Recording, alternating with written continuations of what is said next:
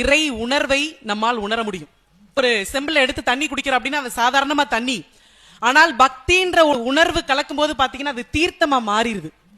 சாதாரணமாக நாம் மேற்கொள்ளக்கூடிய பயணம், ஆனால் பக்தியோடு சேரும் போது அது யாத்திரையாக மாறுது.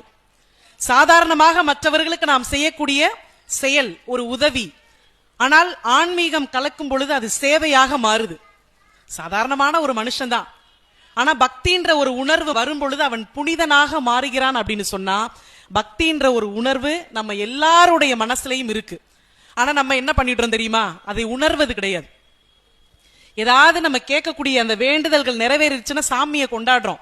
சிலர் அதுவே நமக்கு நிறைவேற்றலன்னு என்ன சொல்லுவோம் தெரியுமா? சாமிய அவ்வளோ சபிப்போம், உனக்கு நான் என்ன குறை வச்சேன், நீ கேட்டதெல்லாம் நான் செஞ்சனே அப்படின்னு. நம்ம இப்ப எத்தனை பேரை போய் மன நிறைவோட சாமி கும்பிடுறோம்? யோசிச்சு பார்ப்போம். உண்மை அதுவல்ல, நம்ம ஒத்துக்கிட்டு தான் ஆகணும். சாமி கிட்ட போய் எல்லாரும் என்ன பண்றோம்? டீல் பண்றோம். நீ எனக்கு அதை முடிச்சு கொடுத்துரு, நான் உனக்கு அதை செஞ்சு கொடுத்துறேன் அப்படின்னு சொல்றோம்.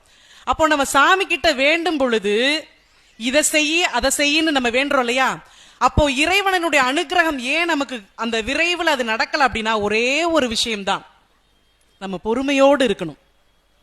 ஏன் அந்த நாட்களை இறைவன் தள்ளிக்கிட்டே போறாரு, கடத்திக்கிட்டே போறாருன்னா நம்ம வேண்டக்கூடிய வேண்டுதல்களை ஏற்றுக்கொள்வதற்கான தகுதி நமக்கு வரும் வரை இறைவன் நம்மளை காத்திருக்க வைக்கிறார். அவ்வளவுதான் விஷயம்.